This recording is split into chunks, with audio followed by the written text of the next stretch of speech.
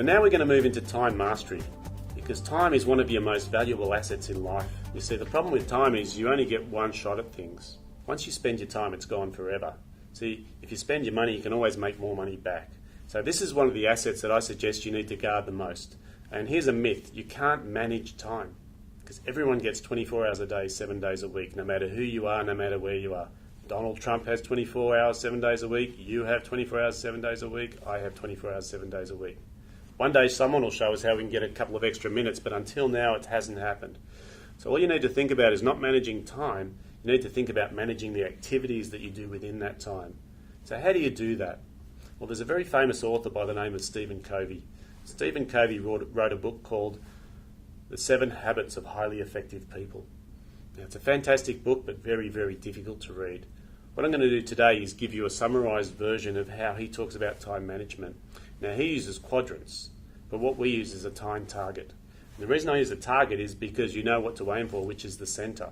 Now, in Covey's book, he talks about important versus urgent, and I'm going to talk about this matrix. So on the outside ring of the target, we've got things that are not urgent, not important. Now, if you look at the activities you do in a day, something that's not urgent, not important is usually known as a distraction.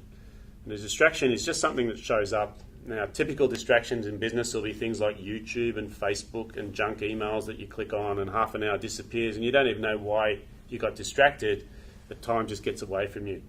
Sometimes we use distractions to de-stress ourselves. So distractions are things that occur that are not adding any value to your day whatsoever, but they take up time. The trick here is to know what is a distraction and what isn't. So the next ring on the target is things that are urgent but not important. And these are the most insipid of all, because things that fit into this ring are also known as delusion. Now let's talk about what it means. So urgent, not important activities are things that need attention right now, but they might be someone else's priority and not yours.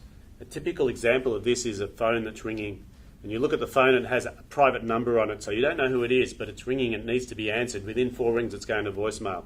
Now, some people who have a scarcity mindset around phone calls say, well, it could be a customer, and if I don't answer the phone, we're going to lose this work. And that's okay, but then they answer the phone and they find out it's a telemarketer trying to sell them a phone system. So that urgent activity has now become not important. But the problem is this person on the phone, even if they only take 1 minute of your time, has distracted you from what you were doing. So these delusionary things are keeping us busy all day. There's another type of delusion, and that's someone who basically shows up at your office and knocks on the door and says, got a sec? Now, we all know there's no such thing as got a sec.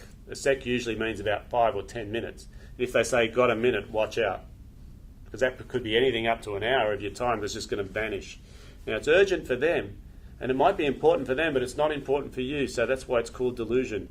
Now, you'll know you're doing this because you'll have a to-do list that you've listed in the morning, and it has 3 things on it. And when you get home the end of the day, you've been busy all day, and you look at your list and there's still 3 things on there, or sometimes even 4. What that means is that your day has been taken over by other people's priorities. So really watch out for this, because this is one area that's like a time vampire and it can suck the time out of your day. The next one I want to look at is what's known as urgent and important, also known as demand of your time. Now, this is where most people do their best work, because demand of your time is things that you do that are part of your business, which might be appointments with customers. It might be doing billable hours.